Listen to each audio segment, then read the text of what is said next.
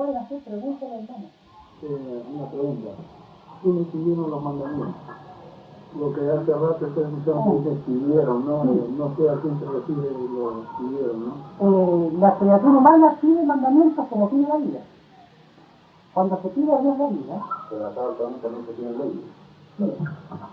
Es la criatura la que pide. El Eterno no impone nada. Dios es tan infinito que Él no tiene el complejo de imponer. Imponer, dice el Padre, es un complejo de poder. Se ve obligado a imponer. Y Él no tiene complejo. A Él se le pide, Dios concede. Y se acabó la historia.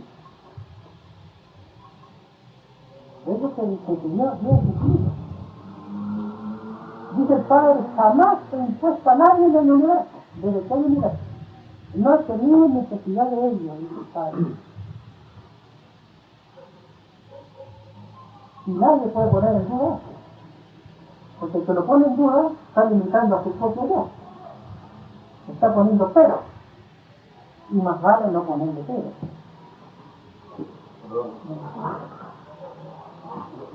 Entonces, cuando se piden los mandamientos se piden, dice el Padre, según la moral alcanzada por la criatura. Es así que estos mandamientos de la tierra pueden resultar primitivos para otros mundos perfectos, que ya los pasaron cuando ellos eran imperfectos. Nadie... Teniendo la misma evolución o creación de la Tierra, en otros planetas, sí, el mismo sistema, en la Tierra. Lo igual es infinito, lo que se repite. Y lo desigual también es infinito. ¿y por qué entonces dicen que otros planetas están más superiores a nosotros? Porque han avanzado más. Como nadie es único, como está escrito, las antigüedades no son únicas. Es decir, que fueron creados antes que nosotros. Los de Dios no tienen el principio ni fin. En todos los planetas antiquísimos buscan al más antiguo que ellos. Y cuando lo encuentran, ese planeta que encontraron está buscando a otro que es más antiguo que ellos. Y así es que se remonta cuando su mente puede imaginar. Después del Padre hay eternas y misteriosas búsquedas en el cosmos que no tienen límites. Porque la obra de Dios no tiene límites. Es por eso que nadie se proclama en el universo único. Solo el creador es único. Sea en el macro, en lo mayor, o en el micro, en lo menor. Cuando la criatura tiene vida, tiene las características de la vida. Y se pide vida a Dios partiendo por la más grande inocencia que la mente puede imaginar. Se piden vida porque no se conocen esas vidas. Y el Eterno le ofrece a sus hijos tantas vidas como quieren sus hijos. ¿No se les enseñó que Dios es infinito? Por lo tanto, en la existencia no hay que encerrarse en una. El que se encerró en una, conscientemente o inconscientemente, le está poniendo límites de todo. Y más vale no poner límites. Porque dice el Padre, el que así a Dios, se así a sí mismo, así a su plano. Entonces, cuando se pide vida, en el caso de los seres humanos, lo que Cristo le dice, el Padre Eterno, que es el olvido del pasado. Desconocemos esa sensación, como tú sabes. Todo se pidió como sensación desconocida. Todo lo que siente la criatura, ni tanto por el tanto, no se conocía. Por eso se dice la prueba de la vida. Aquí dice el Padre, nadie tiene asegurada la vida humana, porque está en prueba de la vida. El que fue digno de la vida puede volver a pedir vida humana, porque fue digno, que no violó la ley. El que fue indigno no tiene la vida humana, puede pedir otras formas de vida, pero la humana no. Y esto llena de vergüenza a la criatura. sino que le tenga confianza porque le empleó mal la vida. ¿Entendió? La prueba de la vida, dice el padre, indica que nadie está seguro. El juicio es la última palabra en la prueba. Por algo se anunció un juicio de la criatura, porque había una causa. Si nosotros no tuviésemos causa, no hubiésemos pedido la vida, el pedido mismo es la causa, nosotros tendríamos derecho a reclamar de juicio y decirle al Eterno: Padre, ¿por qué nos da juicio si no tenemos causa? A nosotros nos mandaron al planeta y resulta que nosotros pedimos de causa. Eso se llama el libre albedrío que pide.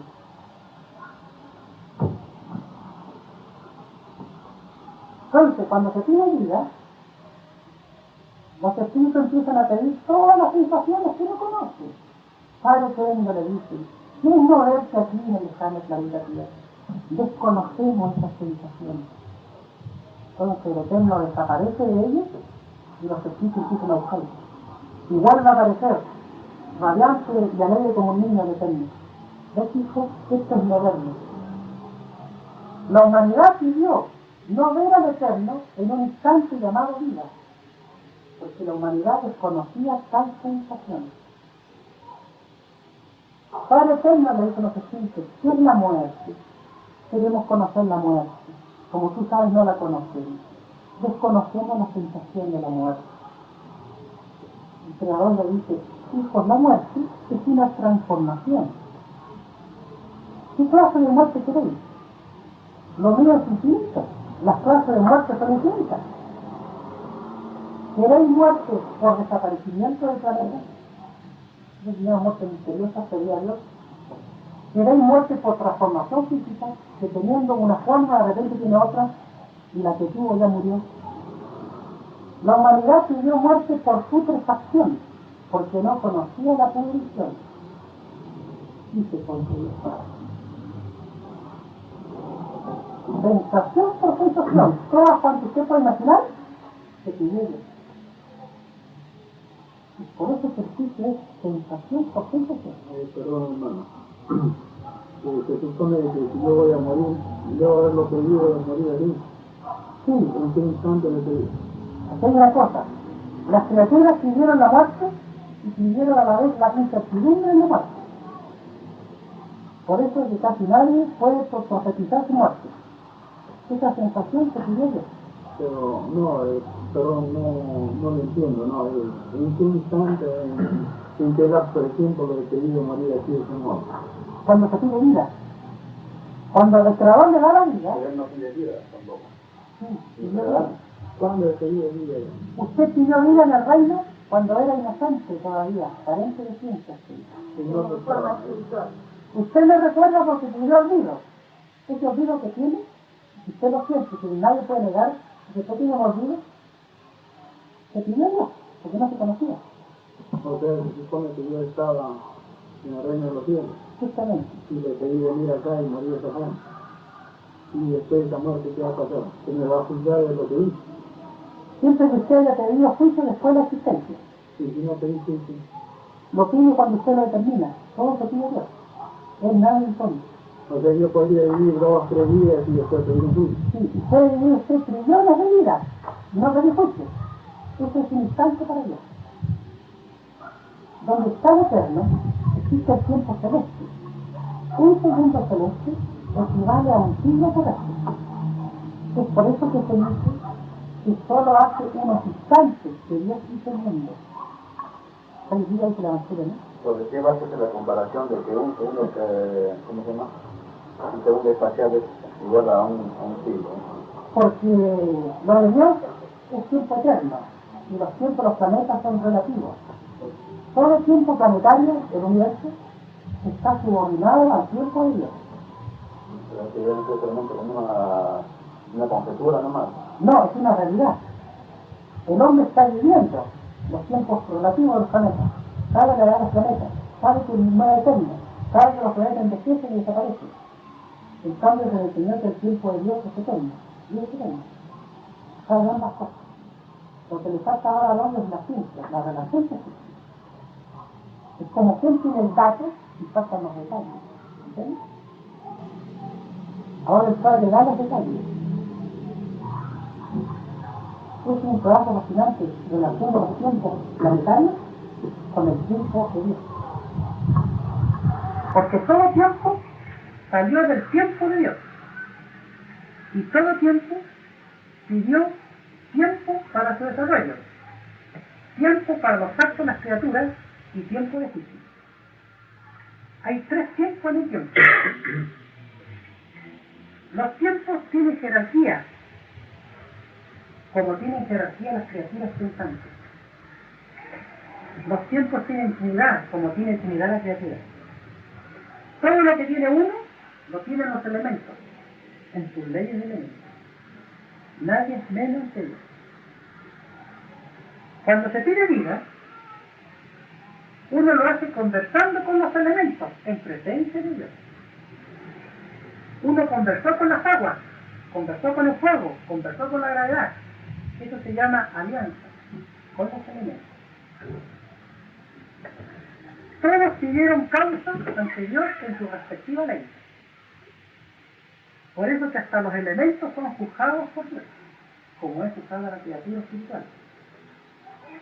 Nadie es menos ante Dios. Esto está representado en el bautismo. Ustedes saben que el bautismo, el sacramento, es a base de agua. Eso significa que donde se hizo la molécula de agua, se hizo uno, en el mismo lugar, por el mismo Dios, en el mismo punto del espacio. La criatura humana, dice el Padre, en otra existencia fue molécula de agua. Fue microbio.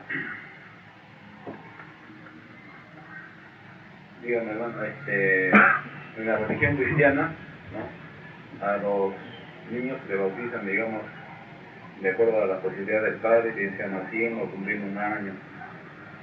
Nuestro Señor Jesucristo fue bautizado a los 33 años, ¿no? Sí. ¿Por qué sistema cree usted más conveniente de hacer el bautizo a la criatura, o al ser humano? ¿En qué sentido lo dice el sistema? Porque, digamos, la criatura, siendo pequeña, ¿no?, prácticamente al momento de bautizarlo, están inculcando a abrazar la religión cristiana, sin tener conocimiento de nada. Sí. ¿No es cierto? ¿Cree que es conveniente eso o no? Dice el Padre, cuando se menciona la palabra Dios en un sacramento, es conveniente. Porque es todo. Pero aquí hay otra cosa. Cuando se pidieron los sacramentos a Dios, los sacramentos se pidieron como un algo propio. El sacramento habla delante de Dios en sus leyes de sacramento, como habla el Espíritu en sus leyes de Espíritu. Cada uno pidió practicar el sacramento con otro, lo más que podía en la prueba de la vida.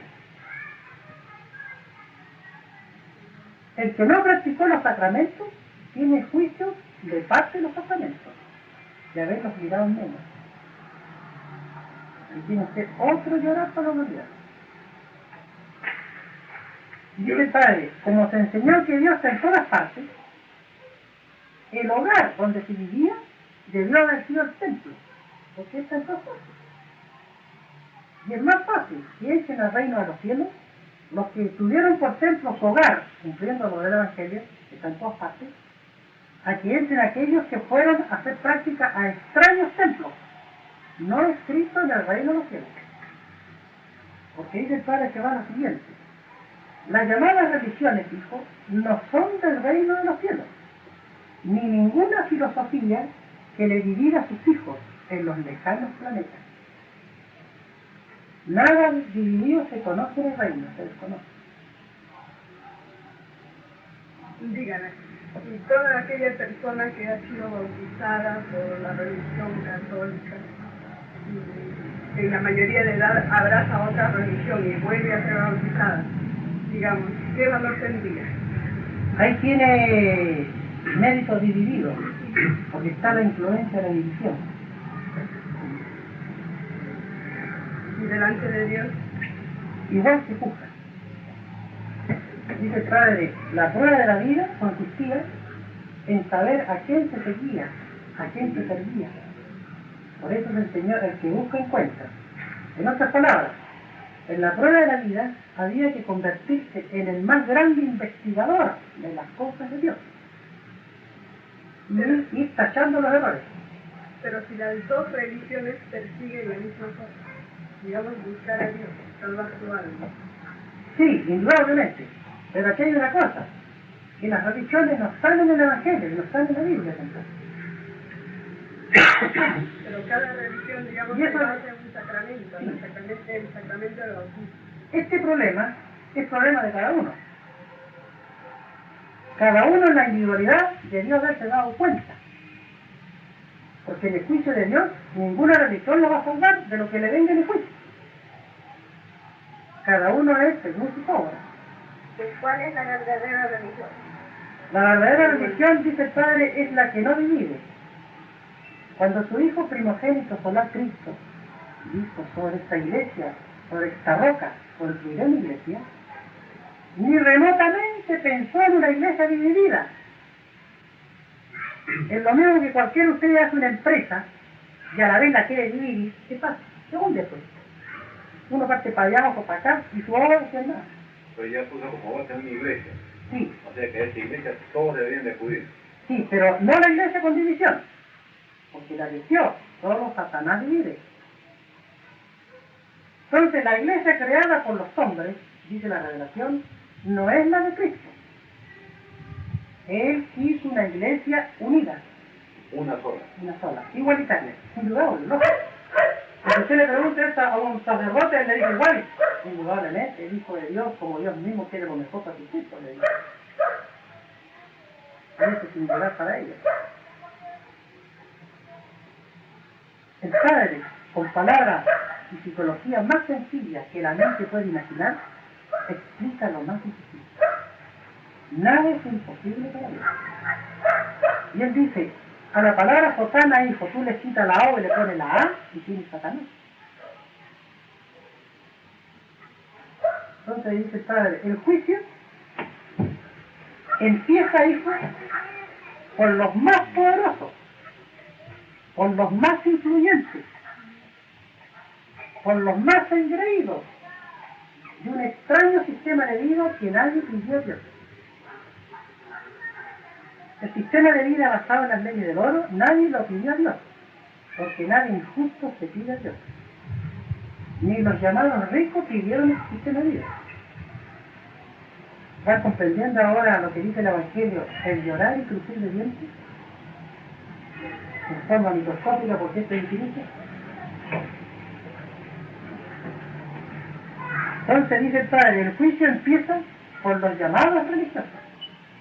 Empieza por los que me confundieron a mis hijos. Empieza por ellos. El Padre le llama a ellos la gran ramera en Revelación, que comerció con el mejor postor.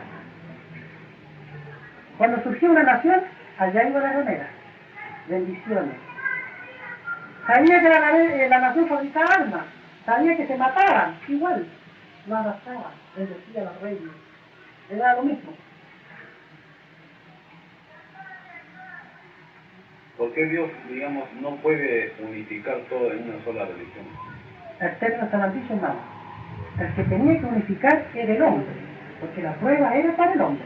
El Eterno solo observa lo que a él se le pidió. No está bien, pero el hombre es el que divide.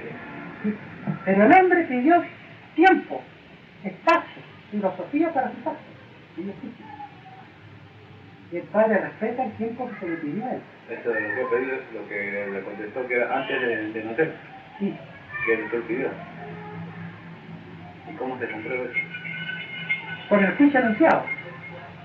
Si se anunció un juicio, significa que esto tiene un fin, tiene un término. El juicio es la última palabra en todas las cosas. ¿En el juicio está comprometida la destrucción del mundo o no? Ah, interesante. El juicio de Dios no es la destrucción del planeta, porque Él no destruye su obra. El juicio de Dios marca el fin de un extraño sistema de vida desconocido en el reino de los cielos. Es la caída de un sistema y no de otro. Me dice, marca el fin del sistema de vida. ¿En forma general? Sí. ¿O progresivamente? Todo, porque Él creó todo, juzga todo. O sea que se destruye prácticamente toda la humanidad.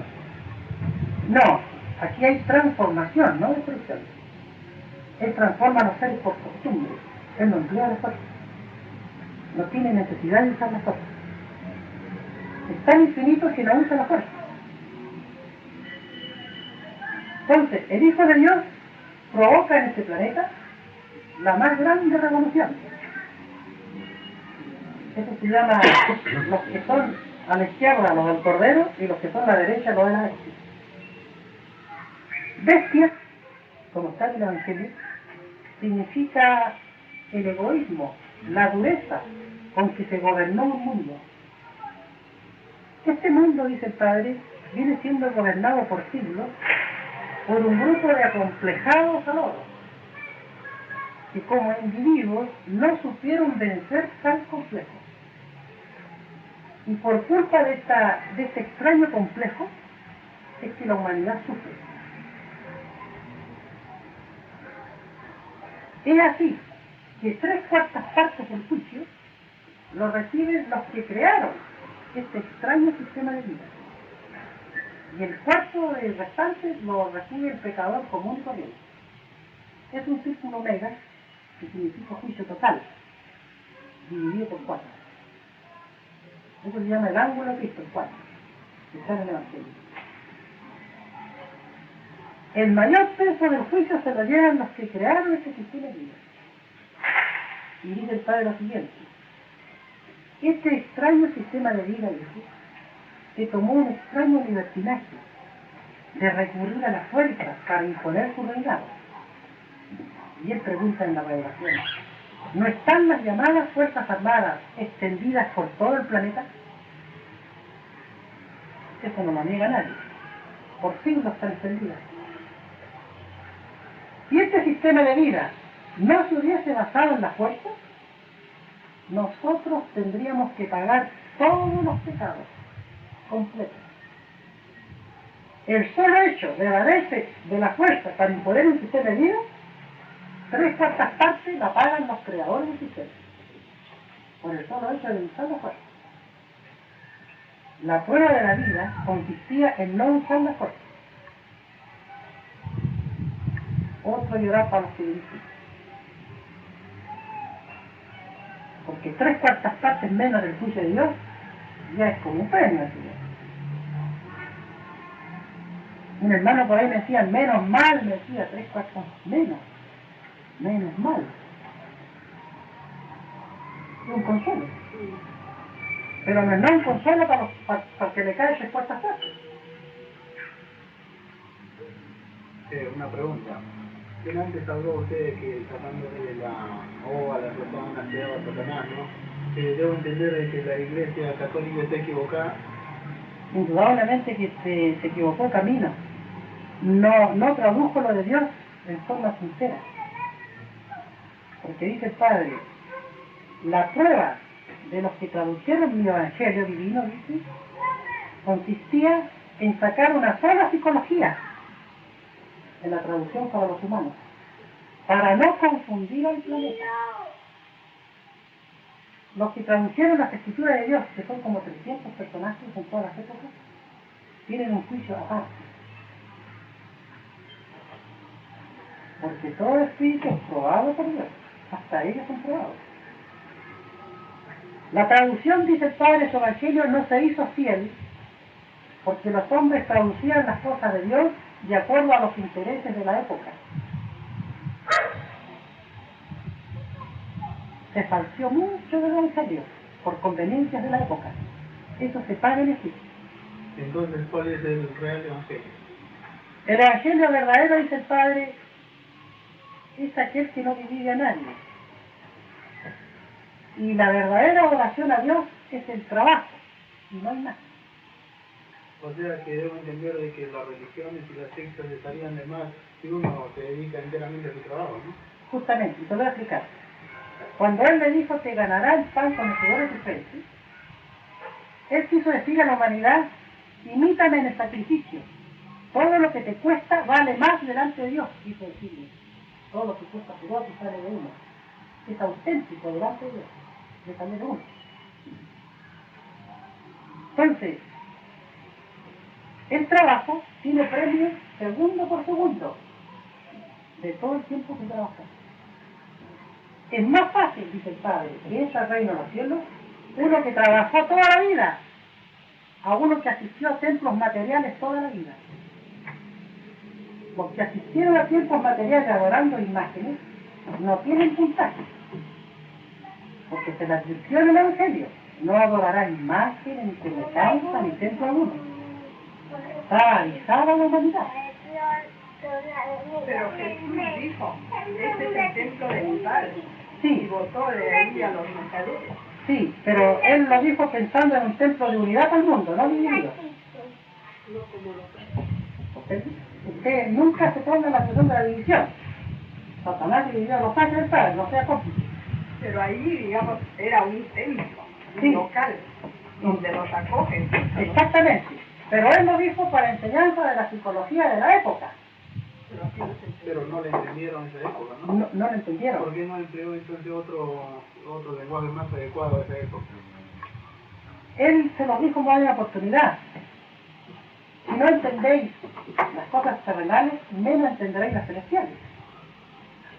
Pero precisamente para entender hay que explicar, ¿no? Indudablemente. Entonces, si él lo quiso explicar, es problema de su libre albedrío de él. Ya no es problema nuestro. Pero el problema nos lo dejó a nosotros que no lo entendimos, entonces. Sí, porque el espíritu humano pidió prueba de vida. Nótese, el Eterno no le dio toda la luz a la criatura cuando pidió vida. El Hijo de Dios no le dio toda la luz tampoco. Y se han preguntado ustedes por qué, con interrogativo. Porque cuando se pidió vida a Dios, se pidió ser probado en la vida, partiendo por las Escrituras. En otras palabras, el Hijo de Dios dejó una doctrina que nada tocó el libre albedrío humano en los actos propios. Porque los actos tenían que ser auténticos de uno, de acuerdo a la prueba que se pidió. O sea que una parte tenía que poner a la individualidad. Eso se llama alianza del entendimiento entre criaturas y el Hijo de Dios. Si el Hijo de Dios le da todo lo que viene, le explica todo con su mínimo detalle, ya deja de ser prueba. No sabemos todo. En cuanto al destino, sabemos todo. Y sin embargo, siguió la prueba. Siguió la lucha mental por comprender la verdad. Y uno necesita ayuda, por ejemplo, en esa búsqueda. Indudable. Indudable que la ayuda es una caridad. ¿Eh? ¿Cuál es la ayuda que nos presenta Cristo, por ejemplo? La ayuda, dice el Padre, consiste en investigar las cosas de Dios. Hay muchos seres muy avanzados en sabiduría que ayudan a otros. Entonces, dice el Padre, es más fácil que entre a su reino uno que buscó la verdad, aunque sea una molécula, a que entre uno que no la buscó. Porque si buscó una molécula, esa molécula lo defiende delante de Dios en su ley de moléculas. Ese ya tiene quien lo defienda ante Dios, aunque sea una molécula. ¿El otro? ¿En ese sería competido solamente los científicos nomás? No, no confunda. Que buscan las moléculas. No, aquí se refieren todos de cosas. Los científicos... Porque digamos la molécula está formada por moléculas. Cuadro, lo que vemos está formado por moléculas, ¿no? ¿Quiere decir Pero esto? dentro, digamos, esencialmente, o sea, la esencia de la molécula, no. Quiere decir, ¿quién buscó lo más mínimo? Imaginemos, uno pensó, debe haber Dios. ¿Qué había hecho ese gesto en la vida? Nada más. El otro ni eso dijo. ¿Lo comprendéis? O sea, que la molécula es solamente en el sentido figurado. Exactamente. Entonces eso quiere decir que hasta lo más microscópico es premiado por Dios. Él prende a lo microscópico cuando se ha ganado el premio. Y castiga a lo microscópico cuando se ha violado la ley.